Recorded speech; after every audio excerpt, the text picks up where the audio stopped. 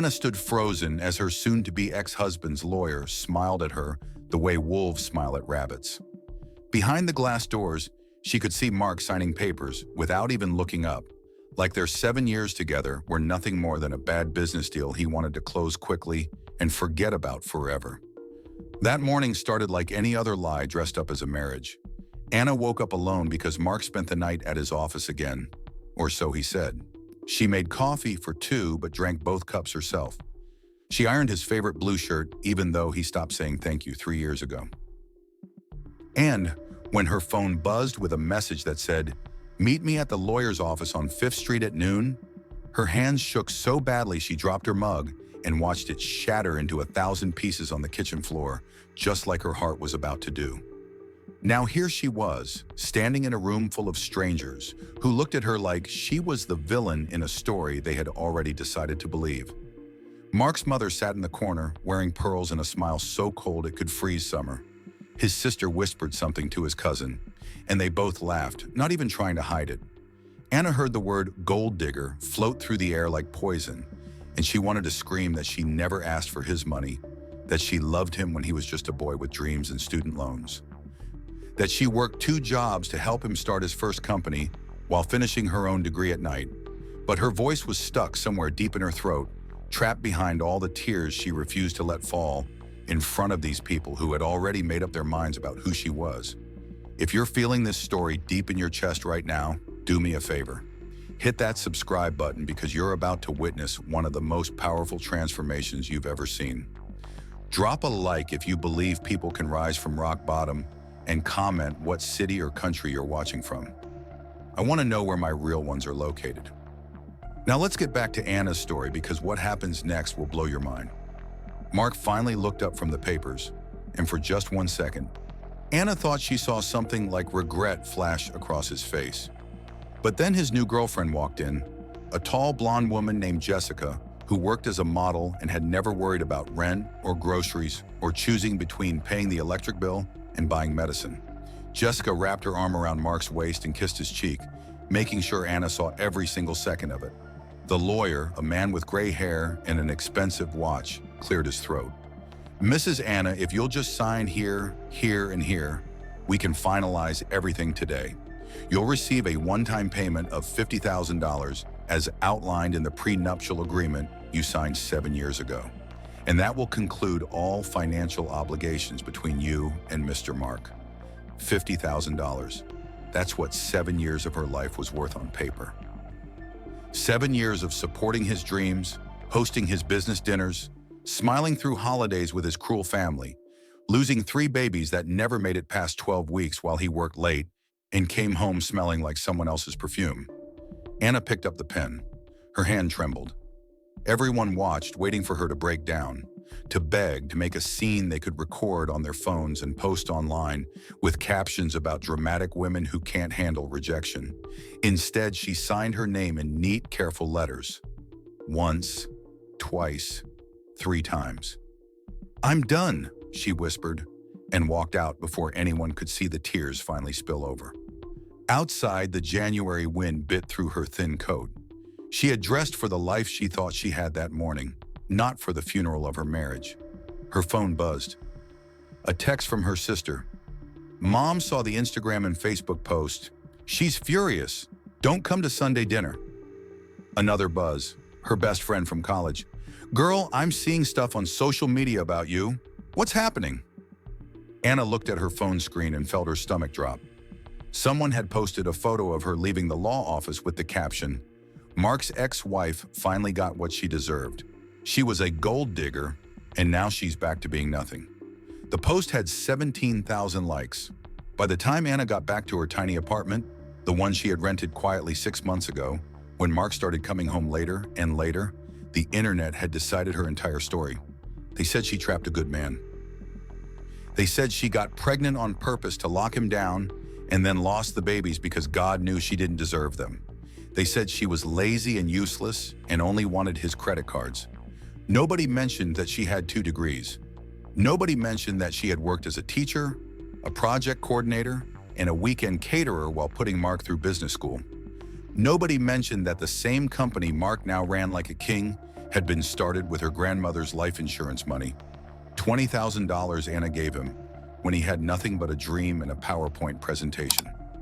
Anna sat on her apartment floor, back against the wall, knees pulled to her chest. She cried until her throat was raw and her head pounded. She cried until there were no tears left, just dry, shaking sobs that made her whole body hurt. Around 3 in the morning, when the city finally went quiet, something inside Anna changed. She stood up, washed her face, and made a decision. If the world wanted to believe she was nothing without Mark's money, then she would show them what nothing could become. Anna opened her laptop and looked at her bank account. $50,000 had been deposited.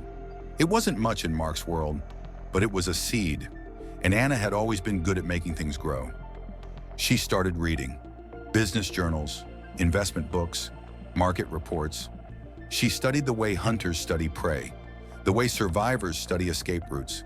She learned about stocks, bonds, startups, and industries nobody was paying attention to yet. 3 months later, Anna invested $30,000 in a small tech company nobody had heard of, run by 2 women in their garage who had an idea for making clean water accessible in poor communities. Everyone said it would fail. Everyone said she was stupid.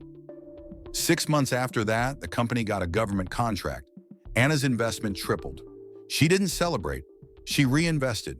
Are you still with me? Because this is where Anna's story shifts from survival to domination.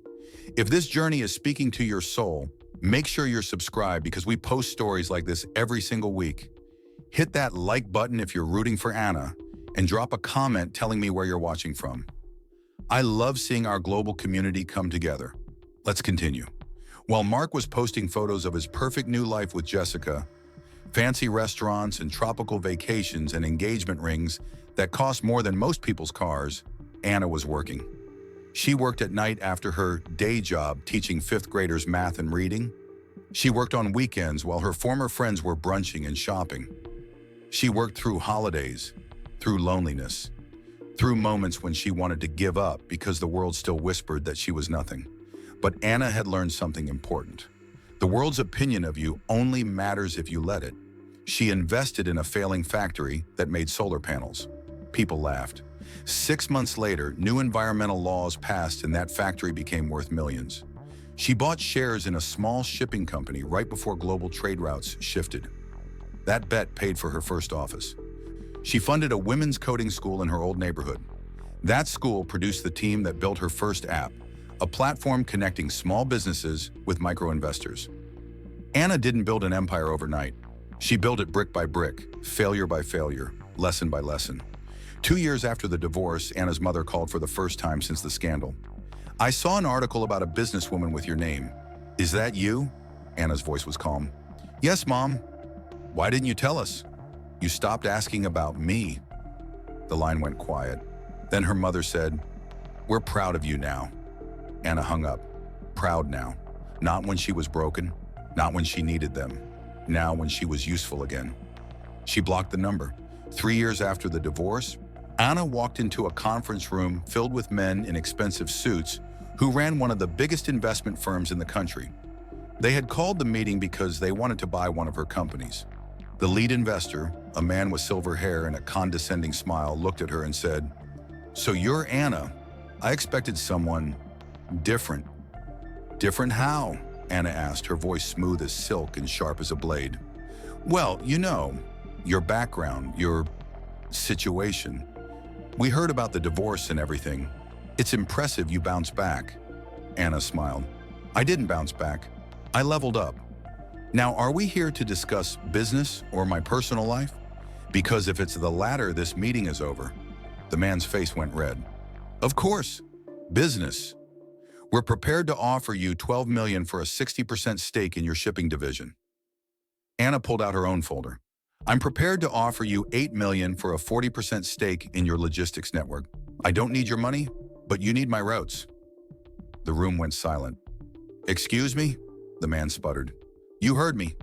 Your company is hemorrhaging money because you're using old systems and outdated partnerships. I've already secured contracts with 3 of your biggest clients. They're switching to my network next quarter unless you make changes. So here's what's going to happen.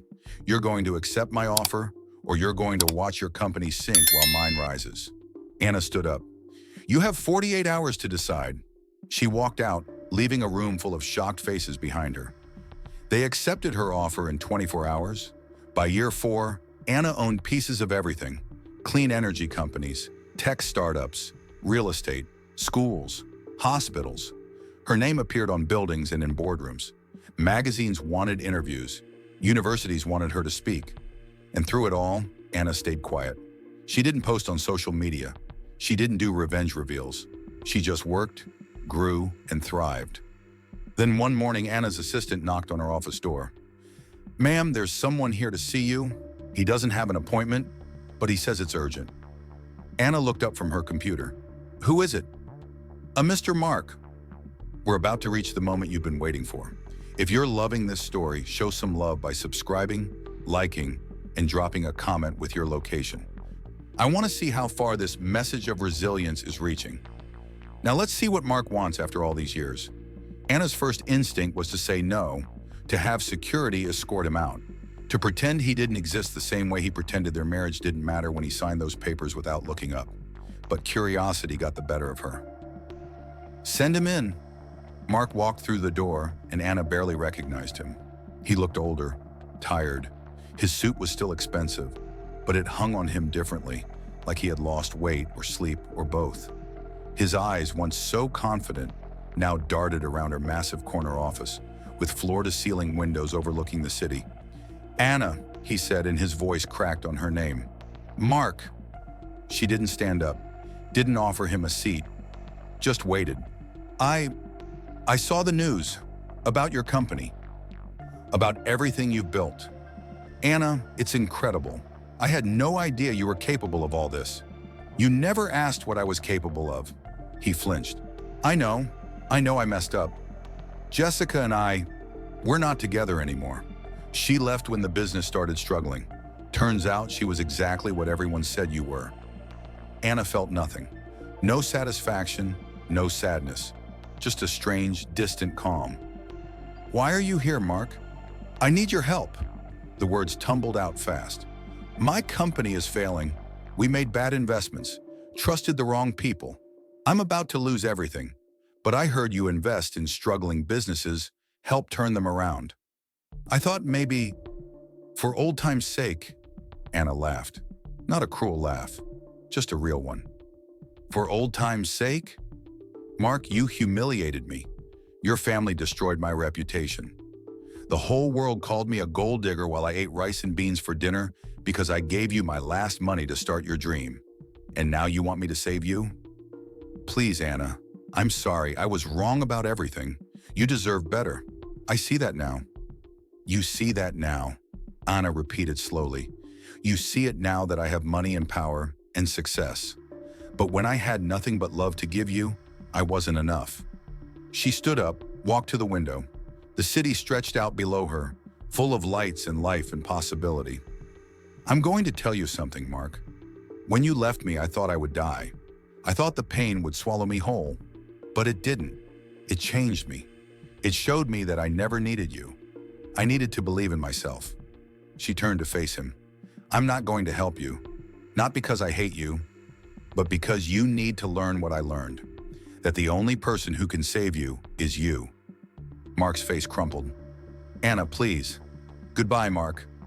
He left, shoulders slumped, and Anna watched him go. She felt no victory, just peace. That evening, Anna went home to her penthouse apartment, poured herself a glass of wine, and sat on her balcony. Her phone rang. It was the principal from the school where she used to teach. "Anna, I know you're busy, but we have a young teacher here, single mom, struggling. She reminds me of you years ago. I thought maybe you could talk to her, give her some advice." Anna smiled. "Send me her information. I'll do better than talk. I'll invest in her." Because Anna had learned the most important lesson of all. The best revenge isn't proving people wrong about you. It's becoming so whole, so complete, so powerful that their opinions don't matter anymore. It's taking your pain and turning it into purpose. It's building something so big that when they finally see you, they realize they were never looking at a gold digger. They were looking at a queen who was always wearing a crown. They just couldn't see it because they were too busy looking down. Anna never went back to Mark, never posted about her success to spite him, never needed validation from the people who doubted her. She built schools for girls who looked like her. She funded programs for divorced women starting over. She created jobs in communities everyone else forgot about. And every single day she woke up knowing that the woman who cried on that apartment floor 5 years ago would be so proud of who she became. Not because she got rich, but because she got free. If this story moved you, if Anna's journey reminded you that your lowest moment isn't your final chapter, then do 3 things for me right now. Subscribe to this channel because we share stories of resilience and transformation every week. Hit that like button to tell the algorithm that powerful stories like this need to be seen. And comment below with your city or country so I can see our beautiful global community coming together. Your support means everything, and I'll see you in the next story. Remember, your breakdown might just be your setup for the greatest comeback of your life.